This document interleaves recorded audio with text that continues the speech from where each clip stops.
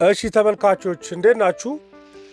የአይኤምኤፍ ኃላፊ ክሪስታሊና ጆርጆቫ አሁን ያለው በኢራን ያለው ጦርነት የኢራን አሜሪካና እስራኤል የሚሳተፉበት ጦርነት ቢቆም እንኳን የዓለም ኢኮኖሚ ረዘም ያለ ችግር እንደሚገጥመው ሐሳብ ሰጥተዋል። እሱ ምንድነው? እንግዲህ በቀጣይ ከአፕሪል 13 እስከ 18 ድረስ አይኤምኤፍ እና ወርልድ ባንክ በጋራ የሚያደርጉት የስፕሪንግ ሚቲንግ አለ፣ ስብሰባ አለ ዋሽንግተን ውስጥ። እሱም በማስመልከት መግለጫና ሐሳብ ሲሰጡ ነው ይህም በዋናነት ያነሱት እና እሳቸው የሚሉት ምንድነው? ጦርነቱ ቢቆም እንኳን የዓለም ኢኮኖሚ ወደ ቀድሞ ሁኔታው በፍጥነት አይመለስም፣ ቋሚ ጉዳቶች ይኖሩበታል የሚል ሐሳብ ሰጥተዋል። ስለዚህ እና ብዙ መነጋገሪያ ነው። ብዙ የዜና መግለጫዎች ላይ ሐሳቡን ተመልክታችሁት ሊሆን ይችላል። በትናንትናው ዕለት ማታ የተሰጠ ነው እና ምን ማለት እንደሆነ ዛሬ ሐሳብ እሰጣችኋለሁ። ለበዓል ቤተሰብ ጠርተው የማያፍሩበት ድንቅ አፓርታማ በየካ ተራራ ላይ ከ90% በላይ የተጠናቀቀው ይህ አፓርትመንት ማራኪ የሆነ የጫካ ፕሮጀክትና አስገራሚ የሆነ የከተማችን እይታ ያለው መኖሪያ ቤት ሆኖ እንደ ፍላጎቱ አድርገው እንዲጨርሱት በሴሚ ፊኒሽድ የሚረከቡ በወለል 4 ቤቶች ብቻ ከ2 ግዙፍ ሊፍቶች ጋር ለበዓል ለእርሶና ለቤተሰቡ በ3.3 ሚሊዮን ብር 35% ቅድመ ክፍያ ብቻ የሚሰጡት ስጦታ በ0969211919 በመደወል ከ90% በላይ የተጠናቀቀውን አፓርትመንቶን መጥተው ምን እንዳይመስል ይመልከቱ። መልካም በዓል። መደላድሎች ነን፣ በምቾት ይኑሩ። እንግዲህ እኔ እንድታስቡት እንፈልጋለን። ሆርሙዝ ነው ዋናው ጦርነቱ የተነሳበት ቦታ ላይ ያለው የሆርሙዝ ኢሹ ነው ብዙዎች የምትሰሙትና ወደዚህ ያለው በቃ ነዳጅ እኮ አልመጣም ነው እንጂ ነዳጅ ላኪ ሀገራቶች እነሱ ያጡትን ነገር በብዛት ልብ እየተባለ አይደለም። እና እንደሱ አድርጋችሁ ተመልከቱት። ከሆርሙዝ ወደዛ ከሰርጡ ወደዛ ያሉ ሀገራቶች አሉ። ሳውዲ ከዛ ወደዛ ነው ያለችው፣ ኩዌት ወደዛ ነው ያለችው፣ ኢራቅ ወደዛ ነው ያለችው፣ ኳታር ወደዛ ነች፣ ዩናይትድ አረብ ኤሚሬት፣ ኢቭን ኢራንም የዓለም ኢኮኖሚ ላይ ተሳትፎ ያላት ነች። እነዚህ ሀገራቶች የሚሸምቱ ናቸው፣ ደግሞ ለዓለም ጥሬ ዕቃ የሚልኩም ናቸው፣ ያለቀ ነዳጅም የሚልኩ ናቸው። ስለዚህ ሁሌም በኢኮኖሚ ስርዓት ውስጥ ጦርነት ካለ ተጽዕኖ በሁለት መልኩ ነው የሚታየው። በጦርነት ውስጥ ያለ ተጽዕኖና ጦርነቱ ኢቭን ካለቀ በኋላ ደግሞ ስፒልኦቨር ኢፌክት ይባላል። እንደዚህ አይነት ከጦርነት በኋላ ደግሞ የሚመጣ ተጽዕኖ ተብሎ ነው የሚለየው። ስለዚህ እሳቸው እንደውም በጣም የሚያሳስባቸው ምንድነው? ቢቆም እንኳን ያለው ተጽዕኖ ለረጅም ጊዜ የሚቆይ መሆኑን የሚያሳይ ነው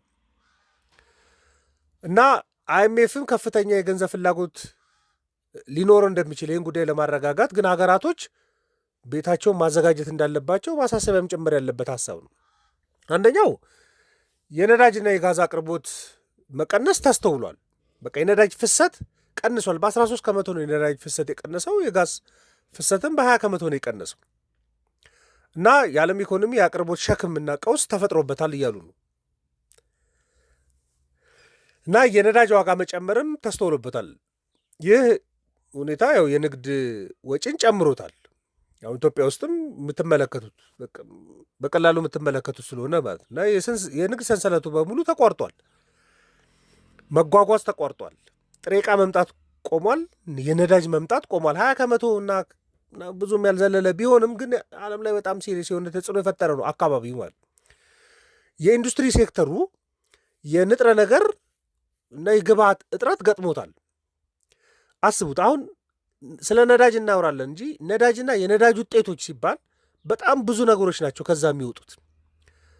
ለምሳሌ ሰልፈር ሊወጣ ይችላል። ለአፈር ማዳበሪያነት የሚያገለግል የኢንዱስትሪ ግብዓት ከነዚህ ነዳጅ አምራቾች ከመካከለኛው ምስራቅና ከገልፍ ካንትሪዎች ይመጣ ነበር ለሌሎች ሀገራቶች። አሁን እሱ ተቋርጧል። ሂሊየም ለቺፕ ማምረቻ የሚያገለግለው ግብዓት ይመጣ ነበር፣ እሱም ተቋርጧል። እነ ናፍታ ለፕላስቲክ ማምረቻ የሚያገለግሉ ግብዓቶች ይመጡ ነበር፣ እየመጡ አይደለም። ስለዚህ ኢንዱስትሪ ሴክተሩ ለምሳሌ ድፍድፍ ወስደው ድፍድፍ የሚያጣሩ ሀገራቶች አሉ። ስለዚህ ድፍድፍ ስላጡ ማጣራት አልቻሉም። ማጣሪያ የተጣራ ደግሞ የሚገዙ ሀገራቶች ሊኖሩ ይችላሉ። ስለዚህ ዓለም አቀፍ ተጽዕኖች አሉት እያሉ ነው። 2026 ላይ 2025ም ኦልሞስት 2025 ላይ የዓለም ኢኮኖሚ ወደ 3.3 ከመቶ ነበር፣ ትልቅ እድገት የሚባል ነበር። 2026 ይጠናከራል ተብሎ ነበር የሚጠበቀው። ግን 2026 ወዲያው እንደጀመረ ነው ጦርነቱም የጀመረውን የኢራን ጦርነት 30 ቀናቶች አልፎታል እና አዲስ ዓመት ከገባ ገና 3ኛ ወር ላይ ነው። በቃ ጃንዋሪ፣ ፌብሩዋሪ፣ ማርች እና አፕሪል ነው። ኦልሞስት ማርች ሙሉ ጦርነት ነው። አፕሪልም አሁን ጦርነት ነው። ስለዚህ የጀመረበት አካባቢ ያለ ጦርነት ነው። ስለዚህ 2026 የዓለም እድገት ይጨምራል ብሎ ተጠብቆ ነበር። አሁን እንደሚቀንስ ነው እያቀረቡ ያሉ እና አብዛኛው ሀገራቶችን ደግሞ ይጎዳል። በዓለም ላይ ያሉ 80% የሚሆኑ ሀገራቶች ነዳጅ አስመጪዎች ናቸው። ነዳጅ አምራች አይደሉም። ስለዚህ ዋጋ ጭማሪ እየገጠማቸው ነው። የአቅርቦ ሰንሰለቱም ጤነኛ እየሆነ አይደለም። ዋጋ መጨመር ብቻ እንኳን ቢሆን ሊችሉት ይችላሉ። ካላቸው ካዝና እያወጡ ሊሸምቱ ይችላሉ። ግን አቅርቦቱ ከሌለ ምርጫ የላቸው። ገንዘብ ቢኖር እንኳን መሸመት የማይችሉበት ደረጃ ላይ ደርሰዋል። ይህ ተጽዕኖ ነው። የተለየ ተጽዕኖም ደግሞ የሚያርፍባቸው ሀገራት ይኖራሉ፣ በጣም የሚጎዱ ማለት ነው። ነዳጅ አስመጪ ሀገራቶች በጣም መጎዳታቸው አይቀርም። ድሃ የሆኑ ሀገራቶች በጣም መጎዳታቸው አይቀርም እያሉ ነው። በቀጥታ የሚጎዱትም ደግሞ ሀገራቶች አሉ። እነዚህ ነዳጅና ጋዝ አምራች ሀገራቶች በቀጥታ ነው የሚጎዱት። በተለይ ከሰርጡ ወደዛ ያሉ ሀገራቶች እነ ሳውዲ፣ እነ ኩዌት፣ እነ ኢራቅ፣ እነ ኳታር፣ እነ አረብ ኤሚሬት በጣም ነው የሚጎዱት። ብዙ መሰረተ ልማቶች ወደሙባቸዋል። የነዳጅ ማጣሪያ ጣቢያዎቻቸው የወደሙባቸው ሀገራቶች አሉ። ይሄ የታንከር ተርሚናል፣ የመርከብ መጫኛ መሰረተ ልማቶቻቸው ተጎድተውባቸዋል።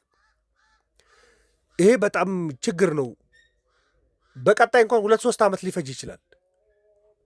እነዚህ ነዳጅ የሚያመርቱና የነዳጅ ውጤቶች የሚያመርቱ ተቋማቶች መውደማቸው ቀጥሎ 2-3 ዓመት ሊፈጅ ይችላል ወደ ሙሉ ለሙሉ ወደ ስራ ለመመለስ። ስለዚህ ጦርነቱ ቢቆም እንኳን በቀጣይ ተጽዕኖ እንዳለበት ነው እየቀረበ ያለው።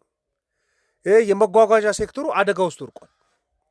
በቃ ሆርሙዝ ባለመረጋጋቱ የአየር እንቅስቃሴ ተዛብቷል፣ የመርከብ እንቅስቃሴ ተዛብቷል። የወደፊቱ አይታወቅም እያሉ ነው። ነገር ግን ነዳጅ መጓጓዝ አቁመዋል። አሁን የግብርና ግብአቶች እጥረት ተከስቷል። በቃ የአፈር ማዳበሪያ አሁን የአፈር ማዳበሪያ ለማምረት ከነዳጅ ጋር የተገናኙ ግብአቶች ያስፈልጋሉ። ስለዚህ የአፈር ማዳበሪያ ማምረት ችግር ሆኗል። የአፈር ማዳበሪያ የሚያገለግል ጥሬ ዕቃ ማምረትም ችግር ሆኗል። ማቅረብም ችግር ሆኗል። ይሄ ደግሞ ለዓለም የግብርና ሴክተር በጣም ከባድና አደጋ መሆኑ ነው እያቀረቡ ያሉ። የዓለም ኢኮኖሚ እምነት መቀነስም ገጥሞታል። ስለዚህ የምግብ ደህንነት ችግር ሊፈጠር ይችላል። ተጨማሪ በዚህ ጦርነት ምክንያት ብቻ 45 ሚሊዮን ሰዎች ወደ ረሃብ አደጋ ሊመጡ ይችላሉ። ይህ ደግሞ በዓለም ላይ ያለውን የረሃብ አደጋ ያለባቸውን ህዝብ ቁጥር ከ360 ሚሊዮን ሊያስበልጠው ይችላል። ይሄ በሙሉ አደጋ አለበት። እምነት በቀንሳለ። የንግድ ሴክተሩ ላይ እምነት ጠፍቷል። የደንበኞች ላይ እምነት ጠፍቷል እና በጣም በርካታ ሌሎች ተጽዕኖችም አሉ። የነዳጅ ማጣሪያዎች ተዘግተዋል። እነዚህም ሙሉ ለሙሉ ወደ ስራ ለማምጣት በጣም አስቸጋሪና ረጅም ጊዜ ይወስዳል። የመጓጓዣ ዘርፉ ቀንሷል። በቀላሉ እኮ አይደለም። ለምሳሌ ሆርሙዝ አሁን ቢከፈት እንኳን ለምሳሌ ኢትዮጵያ ነዳጅ ይመጣል ቢባል ከሳውዲ አረቢያ ሆርሙዝ ቢከፈት እንኳን የወራቶች እድሜ ይፈልጋል። ከዛ እዚህ ድረስ ነዳጅ ለመምጣት ማለት ተጓጉዞ ስለሆነ የሚመጣው። ስለዚህ ሰርጡ ስለተከፈተ ኢሚዲየትሊ ኢትዮጵያ ውስጥ ነዳጅ ይመጣል ማለት አይደለም። ወራቶች ይፈጃል። ሰላምም ሆኖ ወራቶች ይፈጃል። መስተጓጎል ሲፈጠር ደግሞ ረጅም ጊዜ እንዲፈጅ ያደርጋል። ስለዚህ መጓጓዣ ዘርፉ ቀንሷል። የቱሪዝም ሴክተሩ እነ ሳውዲ አሁን እነ ኩዌት እነ ኳታር እነ ዩናይትድ አረብ ኤሚሬት ቱሪዝም ሴክተራቸው ወርዷል። ኢቨን ራሷ የኢራን ማለት ነው እስራኤልም ጨምራችሁ። ስለዚህ የዓለም የቱሪዝም ስርዓት ተዳክሟል። የንግድ ቀንሷል። አሁን ይሄ ደግሞ ተጽዕኖ ይቆያል የሚል ስጋት ነው ያለው። ይቆያል። ይሄን ለመመለስ ከፍተኛ ድጋፍ ሊያስፈልግ ይችላል በቀጣይ እያሉ ነው። እና የአይኤምኤፍ ዳይሬክተሯ የሰጡት ምክር አለ። አንደኛው ምክር ምንድን ነው? ቤታችሁን አዘጋጁ የሚል ነው። ሁሉም ሀገራቶች ቤቶቻቸውን ማዘጋጀት አለባቸው። በቀጥታ የሚጎዱና ለምሳሌ ነዳጅ የሚያስመጡና ደሃ ሀገራቶች በቀጥታ ይጎዳሉ፣ በጣም ይጎዳሉ። በቀጥታ ደግሞ የሚጎዱት በአብዛኛው ነዳጅ የሚያመርቱት ሀገራቶች ናቸው። መላክም እየቻሉ ስላልሆነ ገቢ እያገኙም ስላልሆነ ማለት እና መሰረተ ልማት የወደበባቸውን በጣም ነው የሚጎዱት። ለጥቂት ጊዜ ለአጭር ጊዜ የሚጠቀም ሀገር ሊኖር ይችላል። ለምሳሌ ከሚድልስ ነዳጅ አይመጣም ብሎ ነዳጅ ማቅረብ የጀመረ የነዳጅ ንግዱ የተከፈተለት ሀገር ሊኖር ይችላል። ግን ለአጭር ጊዜ ነው። ጦርነቱ ሲጀምር ካስታወሳቸው የዛሬ 30 ምናምን ቀን ጉዳዩ የኢራን ችግር ብቻ ይመስል ነበር። ግን ኢሚዲየትሊ የዓለም ችግር ነው የሆነው። ኢሚዲየትሊ ኢትዮጵያ ውስጥ ነዳጅ ላይ ያለውን ሰልፍ ተመልከቱ። ቀላል ነው መልሱ። ስለዚህ ቤታችሁን አዘጋጁ፣ ኢኮኖሚያችሁን ማጠናከር አለባችሁ። ሜይ ቢ የመከላከያ ወጪ ሊጨምር ይችላል፣ እሱንም ማሰብ አለባችሁ የሚል አይኤምኤፍ እንግዲህ በጣም አባል ሀገራቶች ከ190 በላይ አባል ሀገራቶች ያሉበት ተቋም ነው እና አሁን የማበደር አቅም እንኳን የእነሱን ሼር ነው የሚያበድረው። ከ1 ትሪሊዮን ዶላር በላይ የማበደር አቅም አለው አሁን። ነገር ግን ይሄ ግጭት ተጨማሪ እስከ 50 ቢሊዮን ዶላር ተጨማሪ ፈንድ ሊፈልግበት ይችላል። ስለዚህ ማበደር አቅሙ ማሳደግ አለበት። ከጦርነት እንዲያገግሙ የማድረግ ኃላፊነት የአይኤምኤፍም ስለሆነ ማለት ደግሞ ትልቅ ሼር ድርሻ ያላት ደግሞ አሜሪካ ነች። ስለዚህ በጦርነት ውስጥ ያሉ ሀገራቶች ኢሚዲየትሊ ጂዲፒያቸው ይጎዳል። በተለይ አሁን ከጎን ያሉት ኢራንና የኢራን ጎረቤት የሆኑት እነ ሳውዲም እነ ኩዌትም እነ ኢራቅም እነ ኳታር እነ ኤርትራ አረብ ኤሚሬት በቀጥታ አፌክት የመደረግ ዕድላቸው ከፍተኛ ነው ጠቅላላ ሀገራዊ ምርታቸው ላይ። በሚቀጥሉት 5 ዓመታቶች ደግሞ ጠቅላላ ሀገራዊ ምርታቸው ሊቀንስ ይችላል። ከሩቅ የሚዋጉት ምናልባት ተጽዕኗቸው ሊቀንስ ይችላል። ለምሳሌ የአሜሪካ ሊቀንስ ይችላል። ምክንያቱም አሜሪካ መሬት ላይ ጦርነት የለም፣ መሰረተ ልማት ውድመት በቀጥታ የለባት። ግን አብዛኛው ኢኮኖሚ ይነካል። ስለዚህ ዋጋ ንረት ከቁጥጥር እንዳይወጣ መጠንቀቅ ያስፈልጋል የሚል ክሪስታሊና ጆርጂቫ የአይኤምኤፍ ዳይሬክተር ናቸው። በቀጥሎ አፕሪል 13 እስከ 18 ድረስ አይኤምኤፍ እና ወርልድ ባንክ በጋራ የሚያደርጉ ስብሰባ አለ። እሱን ከማድረጋቸው በፊት ፕሬስ ሪሊዝ ሲሰጡ ይሄ ማሳሰቢያ ነው። ስለዚህ አይኤምኤፍ አሳስቧል የሚለው ዜና በብዛት እየተለቀቀ ነው። ይህም መረጃ ለእናንተ ለማጋራት ነው። ማንኛውም ሀሳብ አስተያየት ካለ ልትልኩልኝ ይችላላችሁ። ለነበረን ቆይታ በሙሉ ከልብ አመሰግናለሁ። መልካም ቀን።